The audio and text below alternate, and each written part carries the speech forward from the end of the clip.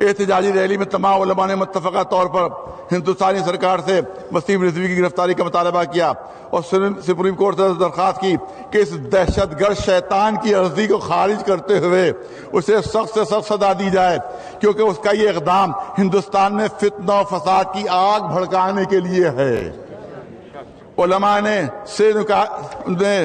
ایک میمورنڈم جو ہے وہ وزیر اعظم نریندر مودی، وزیر داخلہ امت شاہ اور اتر پردیش کے وزیر یوگی آدتیہ ناتھ یوگی صاحب کے نام ارسال کرتے ہوئے سخت کارروائی کی مانگ کی ہے۔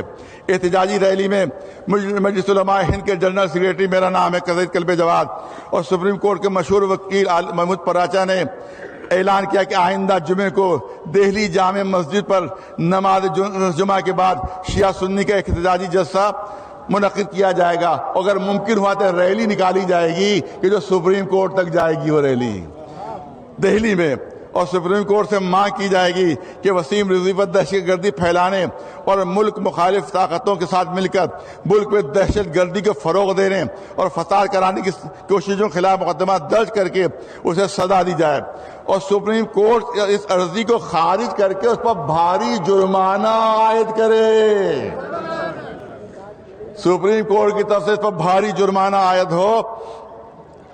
مولانا کلب جواد اور ایڈوکیٹ محمود پراچا نے تمام مسلمانوں سے اپیل کی ہے کہ وہ آئندہ 19 مارچ کو بڑی تعداد میں دہلی جامع مسجد پہنچے اور احتجاج میں شرکت کرے۔ اب میمورنڈم جو ہے اس کی شقیں ہیں۔ پہلی شق ہے وسیم رضوی انتشار، اختلاف، فتنہ و فساد، دہشت گردی اور اوقاف میں چوری و غبن کی مسلسل کارروائیاں کر رہا ہے۔ اس بار وہ قرآن کریم کی حرمت، اس کے تقدس پر حملہ آور ہوا ہے، اس لیے حکومت ہند اسے فوراً گرفتار کرے اور سخت ترین سزا دے، سخت ترین سزا دے۔ اور جملہ سنیے، اگر اسے گرفتار نہیں کیا گیا تو ہم سمجھیں گے کہ حکومت اس کی پشت پناہی کر رہی ہے اور جرائم میں حکومت بھی اس کے ساتھ ہے۔ یہ پہلی شق ہے۔ اور کیا ہے بھیا،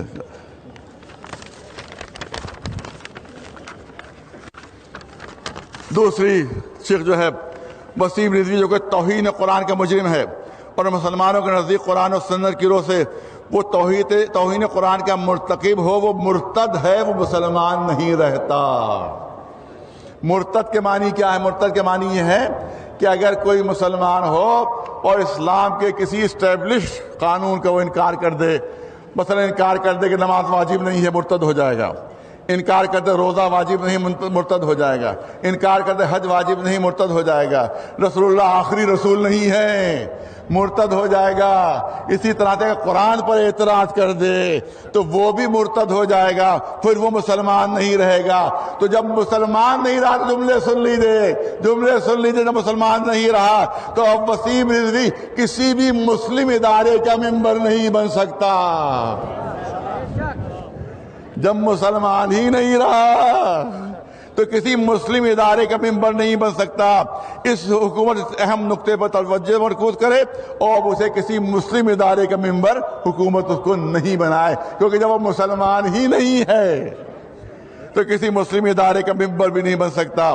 نمبر 3، احتجاجی ریلی میں تمام مسلمانوں بالخصوص شیعوں سے اپیل کی گئی کہ وہ توہین قرآن کے مجرم وسیم رضوی اور اس سے متعلق تمام افراد کا سماجی بائیکاٹ کریں۔ جو لوگ اس سے ملیں وہ بھی مرتد ہیں، جو رابطہ رکھیں وہ بھی مرتد ہیں، جو تعلق رکھیں وہ بھی مرتد ہیں، جو اس سے ملے جلیں وہ بھی مرتد ہیں۔ بعض لوگ بہانہ کر دیتے ہیں۔ ایک صاحب سے کہا، ارے بھائی سنا آپ کے گھر پر آیا تھا، 2 گھنٹے بیٹھا، ارے آ گیا تھا تو میں کیا کرتا، لہذا مجھے بٹھانا بھی پڑا، چائے بھی پلانا پڑی اور اس سے باتیں بھی کرنا پڑی۔ یہ بہانے نہیں چلیں گے، یہ بہانے نہیں چلیں گے۔ اگر آپ نے اس کو بلایا تکلفاً کہہ کے تو آپ بھی مرتد شمار ہوں گے، آپ کا بھی بائیکاٹ ہوگا۔ کوئی بہانہ نہیں چلے گا کہ آ گیا تھا اس لیے بٹھا لیا، نہیں، آ گیا تھا تو آپ کو دھتکار کے بھگانا ہوگا، بٹھانا نہیں ہوگا، ورنہ آپ کا شمار بھی وسیم کے ساتھیوں میں ہوگا اور آپ کا بھی اسی طرح سے بائیکاٹ ہوگا جس طرح سے اس کا۔ کوئی بہانہ نہیں چلے گا۔ اس کے تمام متعلق افراد ہیں ان کا بھی سوشل بائیکاٹ کیا جائے اور اسے اپنی مجلسوں، محفلوں، شادیوں اور دیگر تقاریب میں شرکت نہ کر دیں۔ ایسا کرنے والا بھی وسیم رضوی کے نظریات کا حامی سمجھا جائے گا اور وہ بھی توہین قرآن کا مجرم قرار دیا جائے گا جو کسی طرح کا اس سے ربط رکھے گا، چاہے مولوی ہو چاہے غیر مولوی ہو۔